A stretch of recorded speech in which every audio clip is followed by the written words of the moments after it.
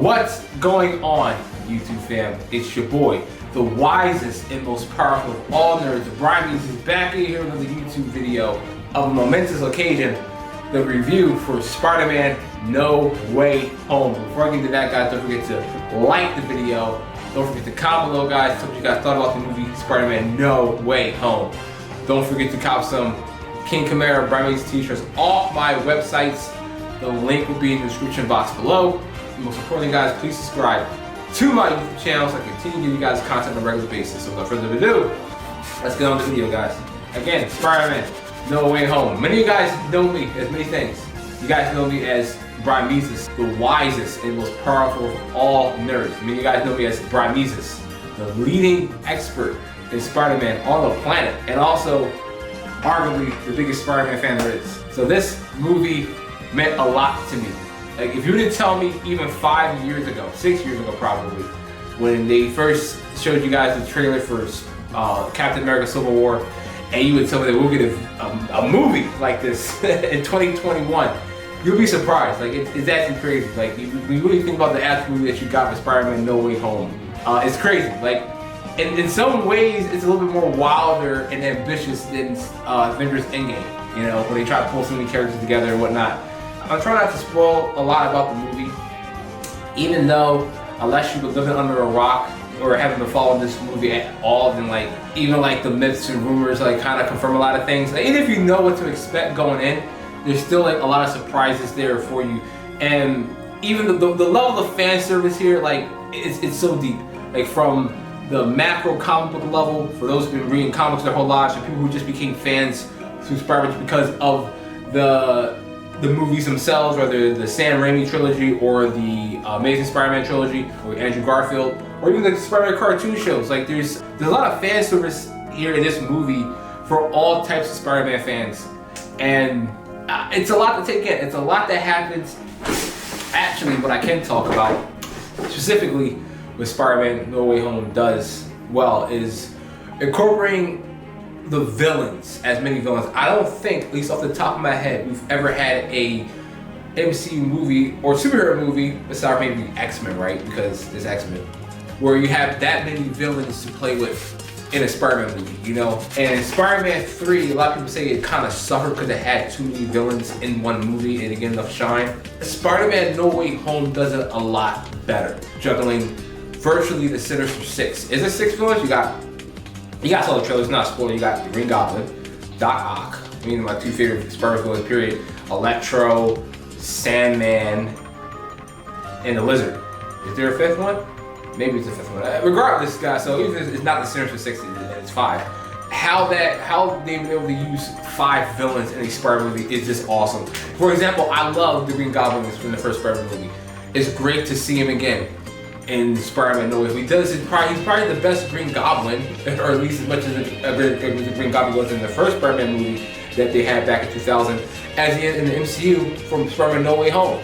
And then you got Doc Ock, again, an all-time favorite Spider-Man movies, villains, excuse me. He was great Spider-Man 2. People always like to say Spider-Man 2 is like the best or the hallmark of Spider-Man movies.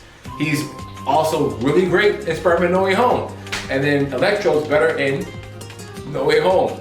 The Lizard is also a little better in No Way Home. Doesn't get like a grand scheme or anything, but he's there. You get to use more Lizard. You know, like, I like seeing Spider-Man villains get used more. Like, sometimes they kill villains a little too early in the MCU, except for like Loki, right? But for anybody who's a Spider-Man fan before, it's like, hey, you want to see your villain again?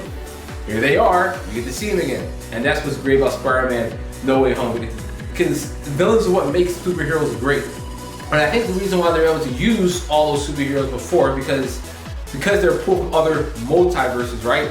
You don't have to re-explain the importance of these villains or why they're villains. They just come in, they do their villain stuff, and it makes sense in a really good way, because they're villains, and they pose that threat. Spider-Man No Way Home, in a brilliant way, carries the legacy as the Raimi trilogy and the Amazing Spider-Man trilogy, and also gives those former two Spider-Man trilogies some closure that we never got to really have because of the whole Sony-Disney split, you know what I mean? No Way Home does that brilliant job. It's like, look, we never got that 4th Spider-Man movie with Tobey Maguire. We never got that 3rd Spider-Man movie with Andrew Garfield. But No Way Home finalized all that for us in this movie, making it the ultimate Spider-Man movie, in my opinion, right? It's something you have to really experience to really know. This sounds like a cop-out when it comes to reviewing a movie, where it's like you gotta see it to really experience it. You know, like even if this was a spoiler-inclusive review, it's something you really have to like watch and see. It's like, oh, that actually happened. And of course, within that age, where like anything can happen. In my opinion, like it's something that only truly works in the Spider-Man mythos. Like if they try to pull this stuff in other areas, like it's not gonna work as well, honestly. You know what I mean? So, I mean, again, I can talk about the plot, I can talk about the action, I can talk about this, I can talk about that. But this is the, what? The 8th Spider-Man movie we've had in theaters, and they were all pretty good. And on top of that, Spider-Man been featured in only 8 movies, right?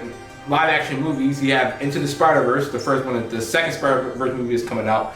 You have Spider-Man featured in several other movies such as Captain America, Civil War, Avengers Infinity War, and Avengers Endgame. There's a lot of Spider-Man content out there to go around.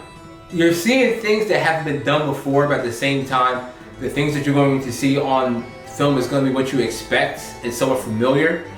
What I like best about this movie, I would have to say, is that the characters within the movies themselves understand the magnitude of the movie. Even though they're inside the movie, they understand that this is not like, you know, they address the feelings of the viewer in the movie, which I think really just made my heart sing so much.